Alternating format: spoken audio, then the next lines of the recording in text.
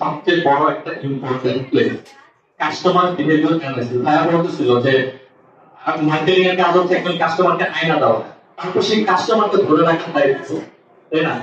এই জায়গাটা কি করতে হবে? এই জায়গাটা হচ্ছে আমাদের কাস্টমারের বিহেভিয়ার অ্যানালাইসিস নিয়ে কাজ করতে হবে। যে আমার প্রোডাক্টটা যারা কিনতেছে, আমরা দেখা যাচ্ছে একটা প্রোডাক্ট সেল করি, সেল করার পর তার কাছে যায়, আমরা ভুলে গেছি সে কে, তাকে আর চিনি না। আমার প্রোডাক্ট কিনছেন, আমি টাকা পেয়েছি, শেষ। আপনার নিয়ে আমার কোনো কাজ নাই। নতুন আরেকজন কিনবে, নতুন আরেকজন কাস্টমার আসবে।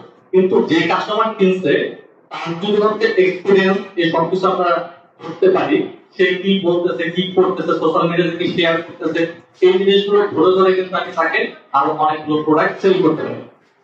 যাদের হচ্ছে অনেকগুলো প্রোডাক্ট লাইন আছে, যেরকম আমি বলতে পারি যে হ্যাঁ, আমার কোম্পানি হচ্ছে ডিজিটাল মার্কেটিং করতেছে, কন্টেন্ট প্রোভাইড করতেছে, আমাদের অনেকগুলো সার্ভিস লাইন আছে। এখন যে একবার আমার থেকে দেখা গেল যে ডিজিটাল মার্কেটিং নিচ্ছে, তার কিন্তু কন্টেন্টের দরকার।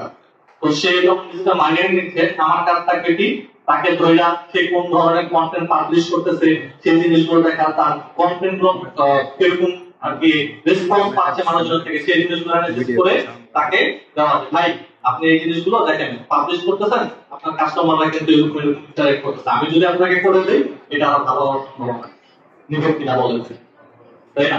অর্থাৎ বিহেভিয়ার অ্যানালাইসিস। এখন